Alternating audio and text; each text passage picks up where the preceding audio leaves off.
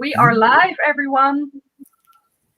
Welcome to another show. I am here today with an extra guest. I'm here with Rena Strail, Global Balance Coach from Perth, Australia, and she has a wonderful guest with her today, Dagmar from Sydney, Australia. Dagmar is a managing director in the engineering business, and you can do a little bit of an introduction yourself in a minute. And we have with us also Ashok, a psychiatrist and founder of the Empathy Clinic from Canada. So today we are going to talk about civility in the workplace and how is this related to empathy and to balance. How can we improve civility in the workplace and what does that really do to a person's mental health? I think is also really important to talk about. If you are watching, then please let us know where are you watching from, because we always want to know which part of the world do we touch with our show. So, civility in the workplace. Um, for me, again, two topics then come to mind. First one is safety, and another one is communication.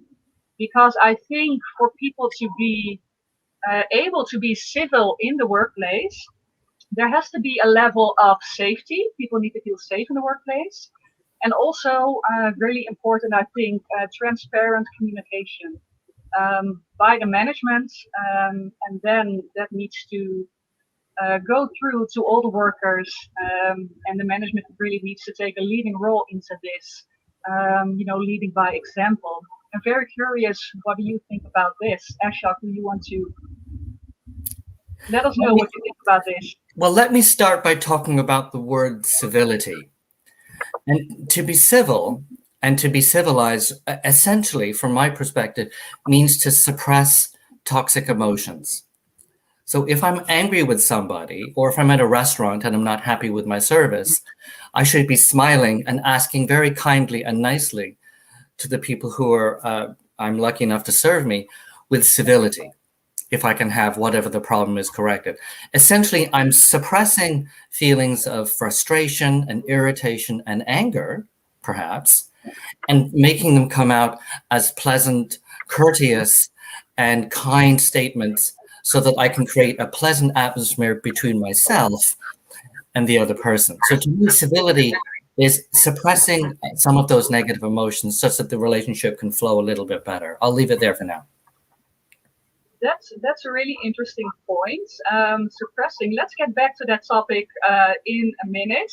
First, I really want to know, Dagmar and Rena, and maybe Rena, you can start. What are your thoughts on civility in the workplace, and then regarding to safety and communication? So, from my perspective, it's all to do with company culture and how people respect and engage with each other. So I think that respect is really, really important. And also the engagement, that comes down to the leadership team. It also is the responsibility of the employees to be able to act civilly to one another, because that way, you're more productive. And you touched on well-being in the workplace, Tisha.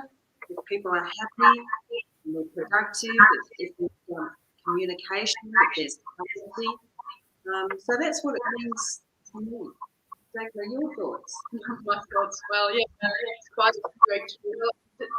I guess for me, it's about culture, and it's about creating an environment where there's trust and transparency, and where it is coming back to safety, where it's safe to speak your mind.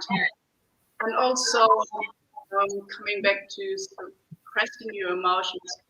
To me, it's actually more showing your emotions.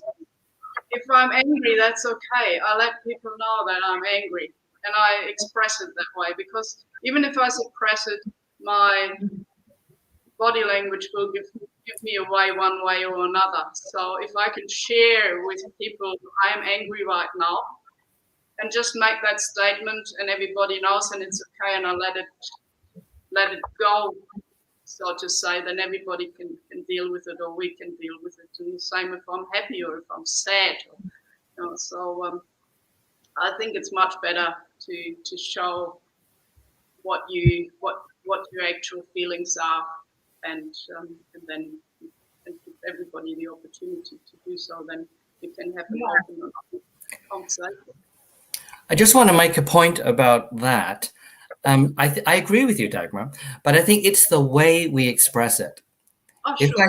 If I say to someone, I'm very angry with you, that's not quite the same as, I'm very angry with you right now. So I think expressing emotion is healthy.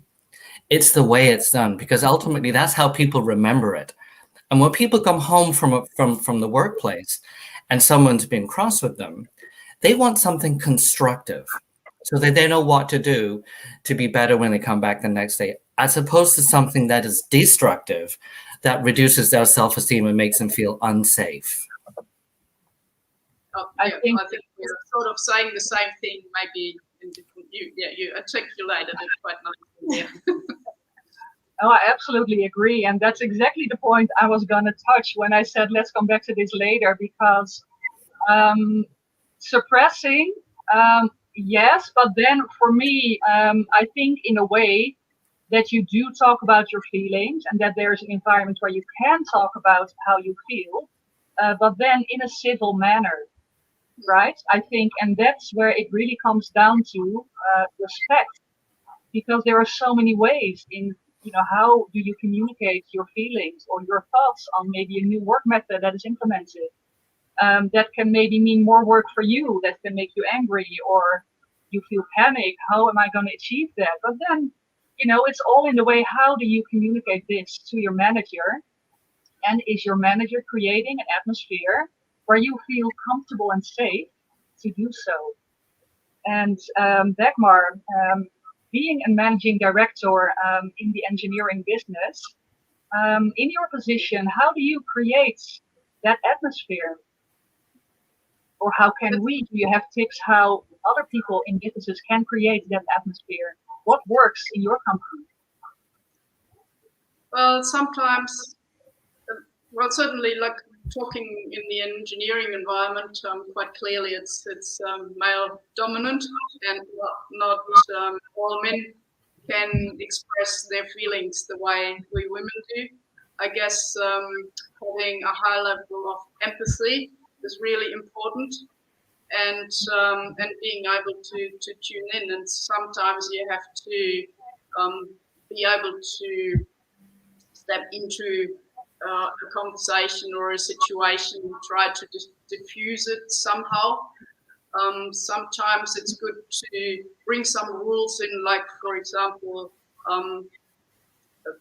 the De Bono hats, where you can express your feelings sort of in a neutral environment by calling it out through colors, for example, having some sort of rules around how we communicate with each other, which makes it easy for people.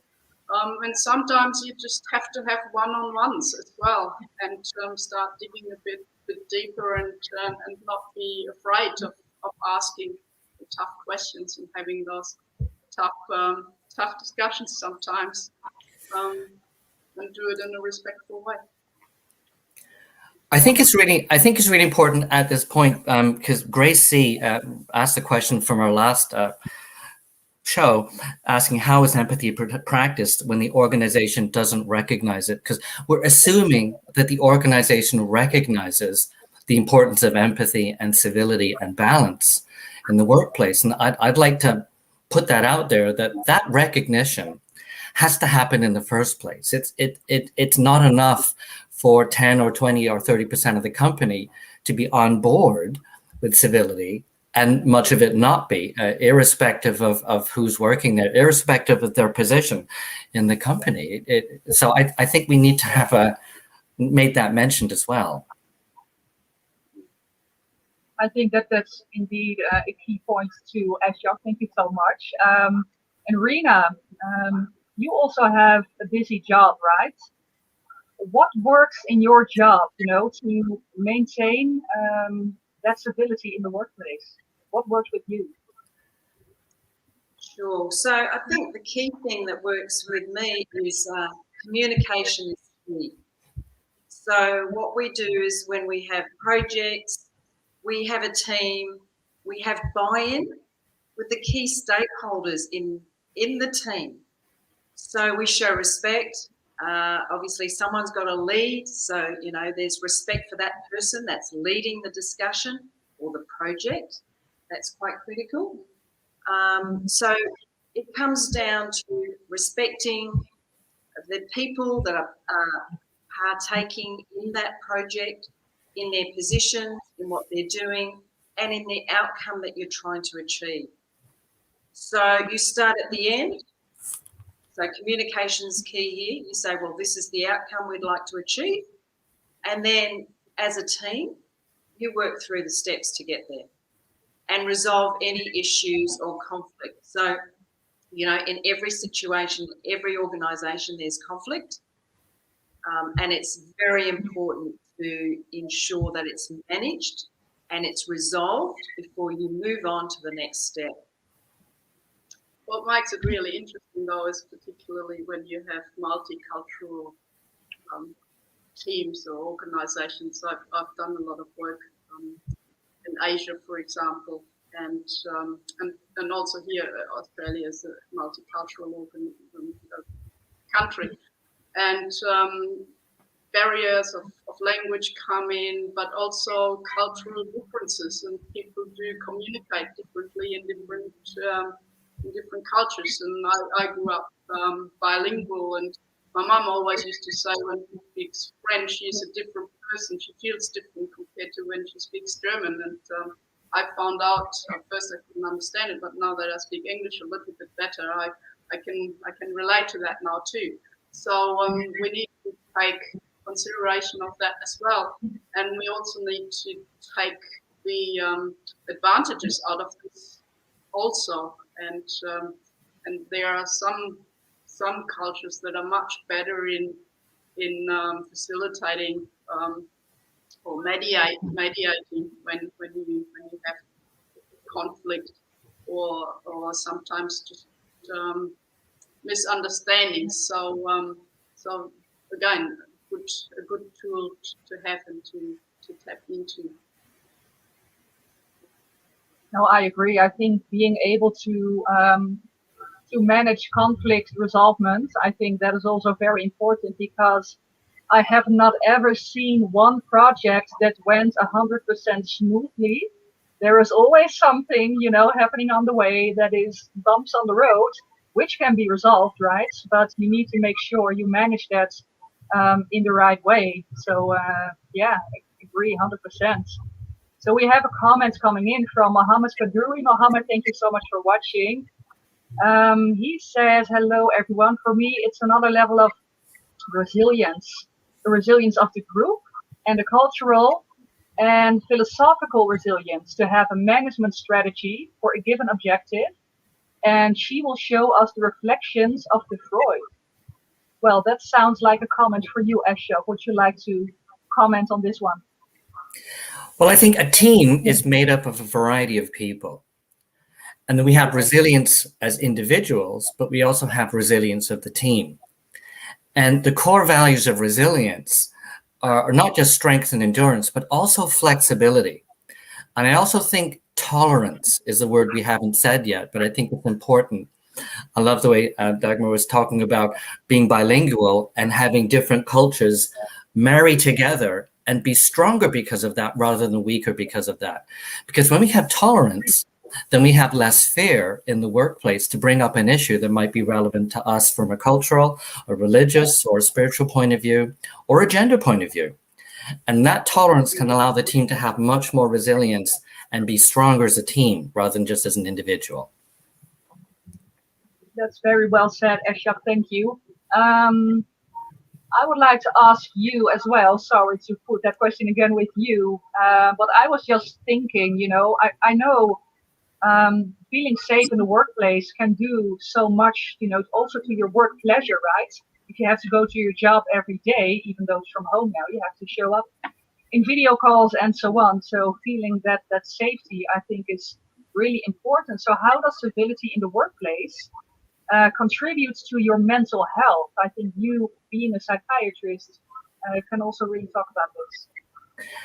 Well, I have a large practice here in Canada, and I would say about 30%, maybe even higher, of my work is dealing with professionals who feel stressed out in the workplace because of conflict in the workplace. And this isn't necessarily conflict with the type of work they're doing, it's personality clashing with people in the workplace. So interestingly, when you look at stress and the studies on stress, what we find most stressful is each other, people clashing and not being able to get along.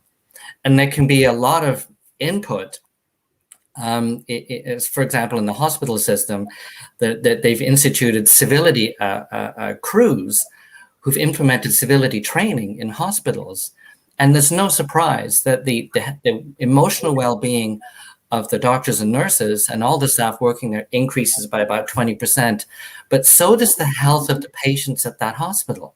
They feel better too, because the entire environment is a healthier place mentally and, of course, physically and spiritually to be in. And so it's just interesting that civility can promote health. That's really interesting, and especially in an environment like a hospital where health is the number one priority, right? Yes, but I think in any given workplace, it's. I think I would love for everyone who is working, who has a job. Isn't it so amazing when you go to that job with pleasure? And even though I think maybe if there's always something in work that you don't like, there's part of my jobs that I don't like either, but if there is a good atmosphere, there's a good amount of civility, the working atmosphere is pleasant, then you just you love going to your job, right? And I would want that for everyone. How amazing is that? Because most portion of your week hours you spend at your job. If you're working 40 hours a week, you see your colleagues more than you do your family at home. So I can really relate if you say many patients that you help suffer from stress because of the workplace. That's so logical because you are, most of your hours you are in the workplace. That's right. I think just to make one more point about that, it's important also to have a balanced life. And that means that if your work is your life, and those people at work are your primary relationships, that's not as balanced than if you have relationships and experiences outside of the workplace that have balance. So even if you do like your workplace, you can still have a bad day there. You need somewhere else to go, like your home and your hobbies and other outside relationships, so that you can rebalance your mind again. That's so true. I think a good balance between your work and your private life is key. That can be a challenge when we are all working from home now. Right. So that boundary can be a little bit shady now. So we need to really take that into consideration. We have another comment coming in, a question from Shika Verma. Thank you, Shika, for watching. She is asking, and maybe Rena, you'd like to take this one. Do you think lack of happiness at the workplace is one of the reasons we have a lack of civility at the workplace too? So being less happy, does that result into a lack of civility? Absolutely. Well, happy workers are more productive workers and they're more engaging workers. So I think it's really important as part of the company culture that we find out why people aren't happy in the workplace and what we can do to really drill down and change that experience for them, because it's really important for their well-being. So what are the factors limiting the happiness in the workplace? I think they are key considerations that managers and leaders need to really identify. And hopefully in the appraisals that people do, Dagmar, that type of thing will come up. But we shouldn't wait for an appraisal to express ourselves. We should, you talked about safety. It's important that we address it, nip it in the bud straight away. If we find that there are people that are making others unhappy, why is this happening? And I'm finding that from the comments that I'm getting from people generally, there's a lot of ego that needs to be managed. And ego seems to be a huge contributing factor to happiness. because there are people out there that just don't know how to manage their egos. Or the other situation is that these people are very unhappy in their personal lives and they bring it into the working environment, which is just not acceptable. Ashok, you might be able to elaborate a little bit more on that. Yeah, I'm going to elaborate a little bit more. When you talk about ego, I want to be very precise about the part of that that I'm really interested in as a psychiatrist, and that is the capacity to tolerate disappointment. So all of us have to learn how to be disappointed after about the age of 3. We can imagine a toddler who's not getting a candy bar, a chocolate or a sweet, and how they can have a temper tantrum. Well, we don't want to go to work and have to deal with a colleague or a manager or a boss who's having temper tantrums. I trained in the 80s in medicine, and I can tell you a lot of my teachers had temper tantrums frequently.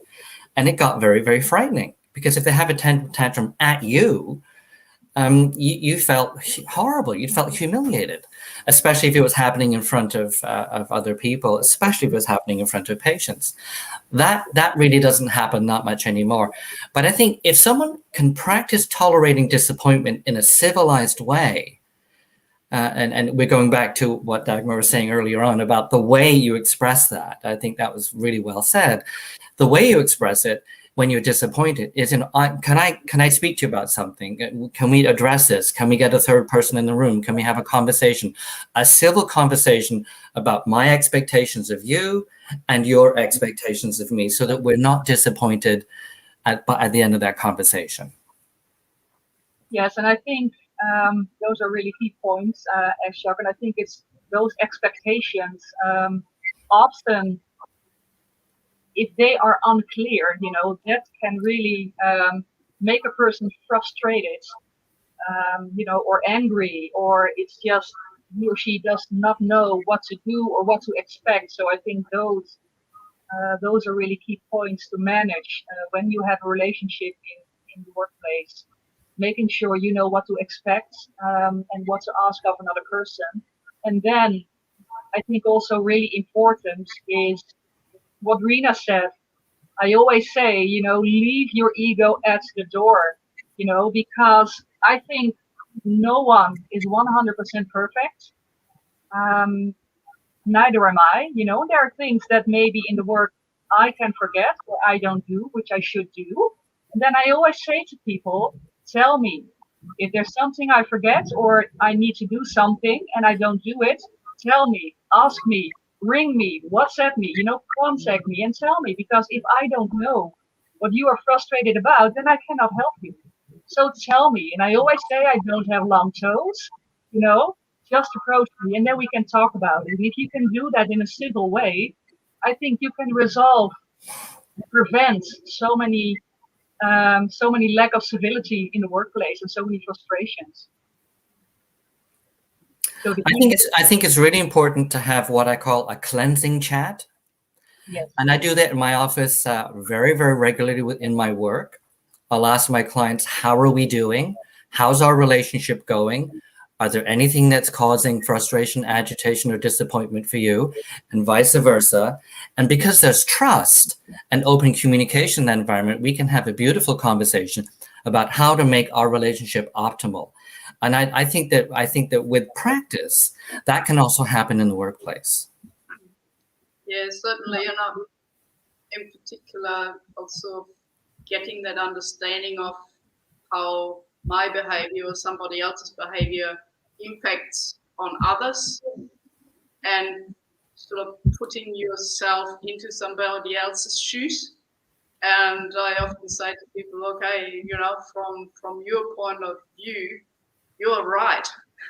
But put yourself into my shoes now and look at it through a different lens, and trying to open up different viewpoints and different perspectives, and also exploring the impact and the knock-on effects that can have on others and also on yourself.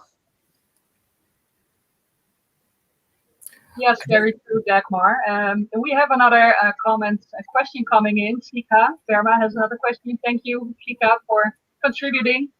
She asks, what is the best way to help or mentor people driven by ego? Who of you would like to answer this one? Well, Ashok. I'm anxious to talk about empathy, but I'll talk about that one more time. I think let's talk about confidence.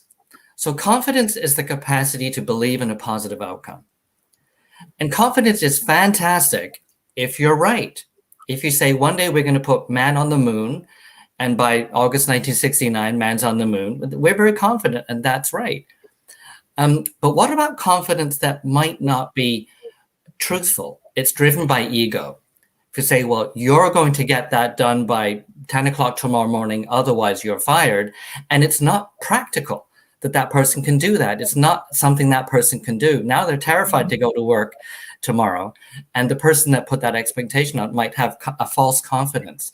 So I think if it's driven by ego, it has to be positive confidence. In other words, confidence that's realistic. If it's unrealistic, it can be frightening to work with someone who's driven by ego, but it doesn't matter because what they're actually talking about might be falsities or not even reality. And it's even more scary if that person doesn't know that themselves.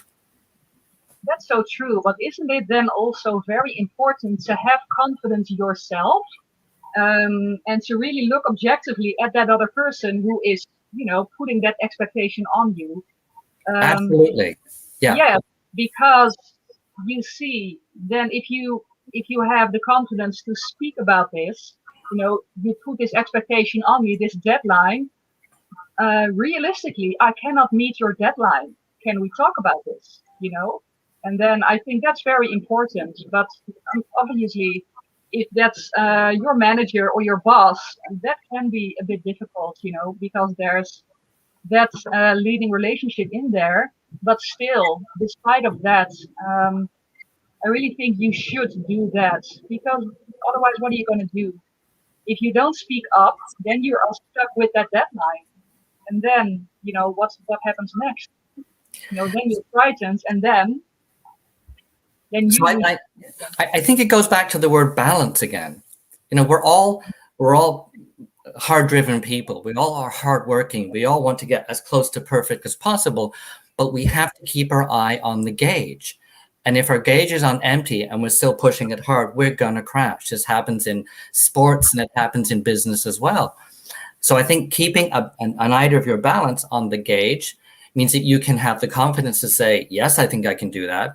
Or you can have the confidence to say, I don't think that's realistic. I think I need to take it, either get an extension or take a timeout. That's so true. That's so true. Thank you so much, Ashok. I had some other questions, but we also have a question coming in from Gokul Harsh. Thank you so much, Gokul. He is asking, what are the methods you suggest to reduce stress at the workplace?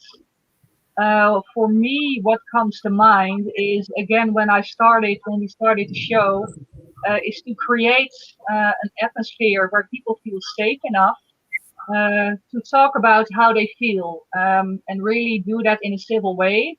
And then the management really needs to lead by example in this one and have transparent communication. You cannot, with each decision, always make everyone happy.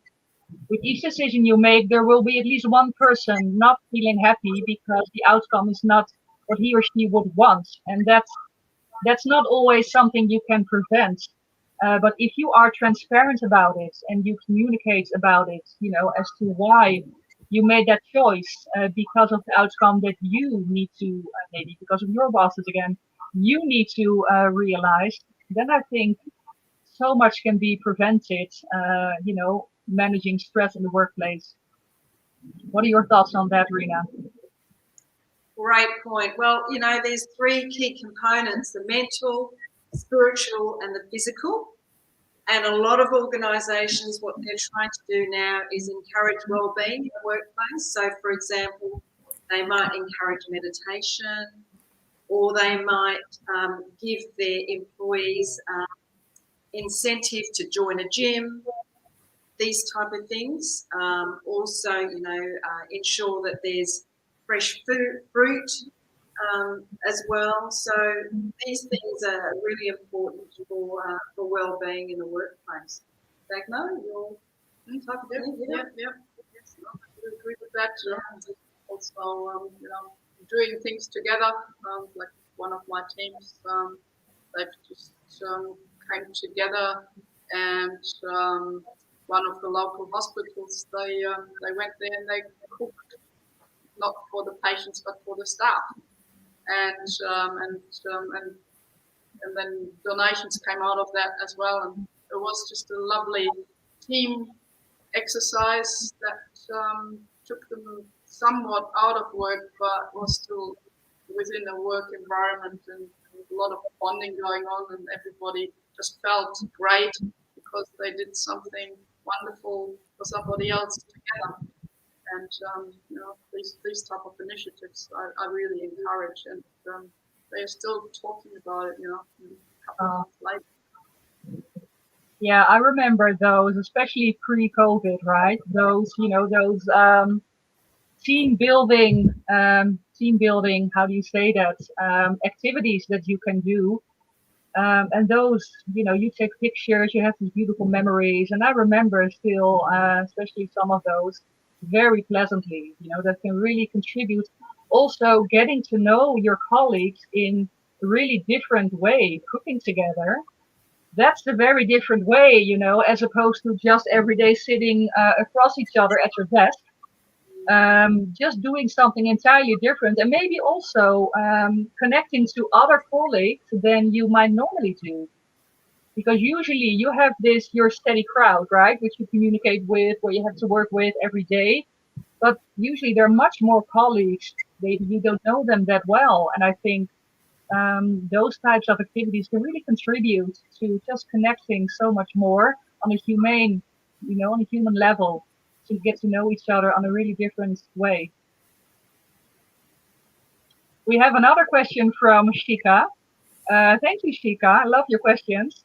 She is asking, how can we encourage employees to demonstrate empathy at the workplace, and how do you measure that? Would you like to comment, Ashok?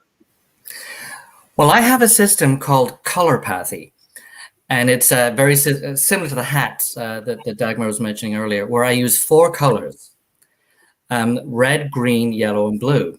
Red is angry, green is glad, and blue is sad, and yellow is afraid or frad. So it's glad, sad, mad, or frad. And so when I work with couples, for example, I'll ask them, how do you think your partner's feeling right now? And the partner will answer, and they can ask that back and forth. They can even hide their answer and reveal it later on. And that way, you can measure the correctness of the empathic intuition of the person to see how the other person is feeling. That could also happen in the workplace. So that can be done very, very simply. It takes about 20 minutes for people to go from not so empathic to more. It only takes about 20 minutes. It's like a wine tasting course, when you can start to taste more things in that wine that you hadn't even imagined were there before. So empathy is just intuiting what somebody else is experiencing from their point of view. And it's okay to be wrong, okay? Because you can always ask and say, this is what I think you're feeling, but can you tell me what you're actually feeling? If you're right, yay. But if you're wrong, that's a learning moment. And that can happen reciprocally. That can also happen in the workplace. Thank you so much, Ashok. Dr. Lab Singh is asking a question. Hi, I'm so glad you're watching. Thank you for your question. He is asking, do you think your childhood experiences go a long way to decide about your behavior at the workplace? I think that can absolutely affect your behavior, but who wants to comment on this one? Well, I'm happy to start the conversation. I think it's more than just our childhood experiences. I think it's our personality. And our personality is we're born with a certain personality, and then all the experiences we have thereafter, including birth order, if you have siblings, and all the other experiences you have, if you're born with hard times around you or in the lap of luxury. So all those things create expectations. And then once you start working with other people, those expectations are either they happen and you're okay, or they don't happen and you're frustrated. And it goes right back to my earlier comments on managing those expectations. And so childhood experiences can affect us because of the way our expectations turn out in the workplace. Thank you, Ashok. Rina, do you have any comments on this one? Yeah, my point being that I think resilience really comes into it, and confidence.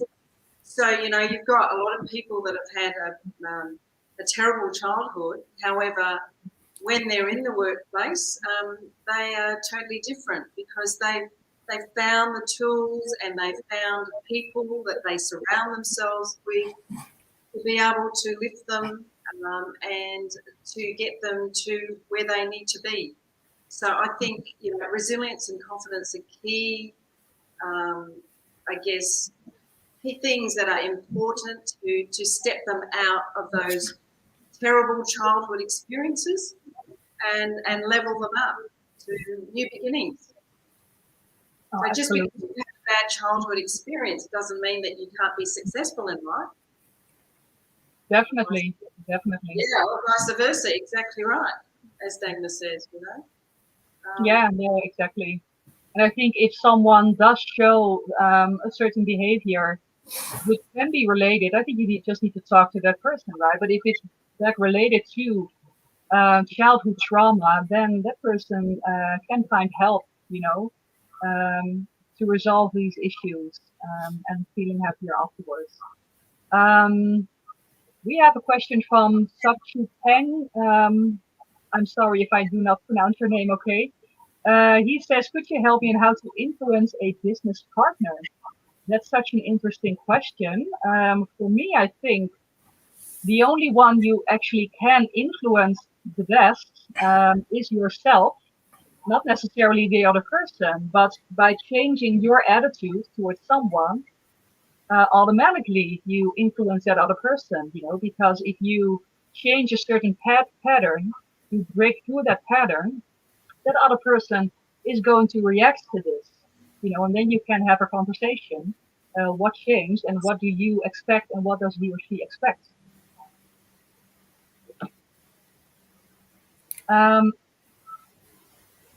We do have some other questions. Ashok, you already talked a lot about this. So how is empathy connected to civility? And why is balance important in civility? And then is civility infectious? Well, I think just to go to Sochit's question here, I think if we're a good role model and that we model civility and we model managing our emotions properly and respect and create trust with the people who work with us, who feel safe with us, that's the best way to influence. And also that is very infectious. You go into a company where everyone is smiling and everyone is happy to be there, and they have a good infection of civility amongst each other. Everybody wants to work there because you feel good working there, and the productivity of that place is enhanced because of that. Yes, that's so true. And I actually remember many years ago, I'm not going to say where, but I worked somewhere and atmosphere was not that optimal there. Some people didn't even say good morning. And because of my position, they didn't say good morning to me. But I just thought, you know what? I'm going to be really positive. And each morning I walked into that office with a big smile. And especially to those persons who normally did not say good morning to me, I said, good morning, and they had no choice but to say Right. good morning back to me. I did that every day. And then the relationship started to change, because you connected to them. And it improves by that, just by a simple good morning with a smile. You can even turn hostile people and make them your friends. Exactly. Do you have any experiences in workplaces regarding to this? Are you asking me? Yes, Arena? Well, I used to have a CEO of a company that used to walk around every morning very cheerful and say good morning to everybody. which was really beautiful. And in fact, also my niece's principal at her school, she stands outside, and as the parents drop the children off, she says good morning and she greets all the families, which is so beautiful. So it sets the tone for the morning. There's a certain standard of positivity that's being created, which is just infectious. Yeah, but it has to be really genuine. That's true. Because I've seen it also where, because it's like as a manager or a senior manager or whatever, you have to walk the floor. And I do recall one colleague who did that, and he knew everybody's name and so forth, but he was just going through the motions. And I actually caught him once saying, "Oh, okay, that's done. So let's get to work," So So you really, it needs to come from the heart. The feeling needs to be there, and again, it's that body language. The package needs to be right. But I think it's important to make the point that people can change. Even the grumpiest people can change. If we think that there's nothing we can do about them, then that's kind of, we need to be optimistic. And just as Tisha said at the beginning, one smile can cause everyone to smile. And so even the crustiest person can change over time. And if they can't, and everyone else around them is smiling, then they're the one who's left out. So I think it's important to keep being optimistic about that. No, so true. And especially, as Dagmar said, do it from the heart, because if you're just going in there, good morning, and then that's not infectious. And I think when it's really authentic and when it's meant, then if you really mean it, people pick up on that. It's the energy we put out there that's so important. We have another question coming in from Shakru Khan. What are your suggestions if coworkers are cheating twice or 3 times? First time we forget, but what about the second or the third time? Or they continue to do the same? Well, Shakru, I'm not really sure what kind of cheating you mean, but I'm assuming it's some type of behavior, coming too late or leaving too early or not showing up, not doing the work, that kind of thing. I think you really need to talk to that person, have a one-to-one conversation with that person, and just a civil conversation, and just say, what does that behavior do to you? How does it make you feel? And I think then move from there. But do talk about it, because if you don't talk about it, then nothing will change. So have that conversation, but always keep in mind to pay that respect to that person. Even if you do not like the behavior, that's really something else than disliking that person. So really separate the behavior from the person in that sense. We have another question here from Benjamin Bundy. How do we satisfy the ego or control situation of a super senior by age? And we know his idea is not going to work, and there are way better ways to do the work. That's really interesting. Dagmar, would you like to comment on this question? Move somewhere else. This is really hard, because obviously that must be come down in the organization. So you either have to have the courage to really call it out and say this is not acceptable, and have that conversation at the right level in the organization and try to find help, so that somebody then can talk to that person. There's real culture change behind this, and as mentioned before, the organization needs to be switched onto that. If the organization is not, there won't be any change. So that's the first thing, really bringing it out into the open, and hoping that is not a culture that is acceptable. And if that's not possible, I think my, my view is find somewhere else where there's a culture that is embracing. Thank you, Dagmar. I have the feeling you want to comment on this too, Ashok. Well, it's called a dinosaur. So I'm a dinosaur because of my age, but I think what we do if we're older is that we ally with younger people. We learn so much from them, whether it's technology or the new style of business or the new style of experience. And so if you don't keep learning, irrespective of your age, if you get to be what's called a super senior, if you don't keep learning, you're going to go extinct. And if your company only does what you say, your company is going to go extinct. And so you have to stay young at heart and mind, as Rena would say, spiritually, physically, and emotionally. The way to do that is to associate with the younger generations, because they're going to teach you a ton of stuff. And if you shut them out and you make them not heard, then your whole company is going to have trouble, I think. No, that's so true. That's so true. Thank you so much. We are already at 46 minutes now, so it's such an interesting conversation. I knew there would be coming so many comments and questions in, before we discuss this topic. There's one more question, which is really interesting. And Ashok, would you like to comment on this one? How do you get rid of bad workers at work? That's interesting, right?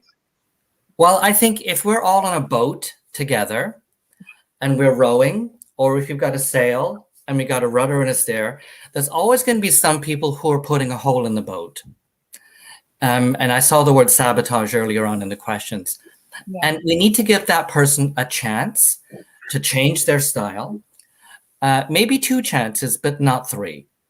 So a company has to look after the company as a proposition, like a boat. And if someone is deliberately sinking the boat, they need to leave the company. Yes, no, I absolutely agree with you. But I think it also comes down to, then again, in these situations, by managing those expectations, those people really need to know what is expected of them. Also in relation to their coworkers, right? Because it's not fair if the coworkers are putting in all the work and some of them are, slacking and not doing the work. And there's going to be, if you don't address that, then you're going to have a problem within your team because people see it. And then you might also create a situation where other people might think, well, if they're not going to do the work and nothing is said, I'm not doing the work either, and then there your company goes, and you don't want that, obviously. So I think addressing that is key, very important, and managing those expectations. And absolutely agree, Ashok, those persons need to be given a chance, to adjust their behavior and to optimize their civility in the workplace. So to wrap up this show, I would love for you to give me some closing comments about civility in the workplace. Do you have some general tips for our viewers, which they can use, how to optimize civility in the workplace?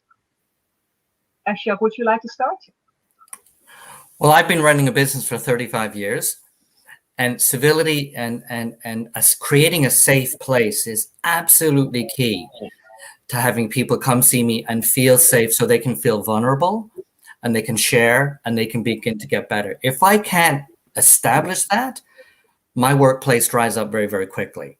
So I think creating that safe environment is absolutely key, not just to make my work better, but to make my clients who come to see me healthier, and it works every time. Fantastic, Ashok. Rena, any closing comments? Yeah, I'd just like to say, coming from a corporate environment, what's really worked for me and my teams and the people around me has been communication, clarity, and being kind to each other. Just be kind, We're all there for the same reason. So let's all work together, respect each other, and enjoy the time that we're at work, because it's wonderful for balance and for our well-being. Fantastic, Rena. Thank you so much. Dagmar, do you have any closing comments? Yeah, following on from what Rena was saying, it's also about the common goal. We all want to achieve, we all want to understand how we can make a contribution, and being really clear about that, and also acknowledging those achievements. And sometimes they can be very small, and sometimes we don't get it quite right, but we just found another way on how not to do things. And I think that is very important too, to have that trust and that openness and honesty to say, I've just learned something, and celebrate that too. Fantastic, Dagmar. Thank you so much. And thank you for joining our show today. It was lovely to have you. Thank you so much, Rena. And thank you so much, Ashdog. So for our viewers, please go and follow these amazing people. Their content is fantastic and you will learn so much from them. So civility in the workplace, ending comments are making sure you create an environment where there is safety, when people can be vulnerable, be kind to each other, and work towards that common goal, celebrate successes together. I think those were fantastic closing comments. Thank you all so much, and thank you for watching, and we'll see you again in another 2 weeks. Bye.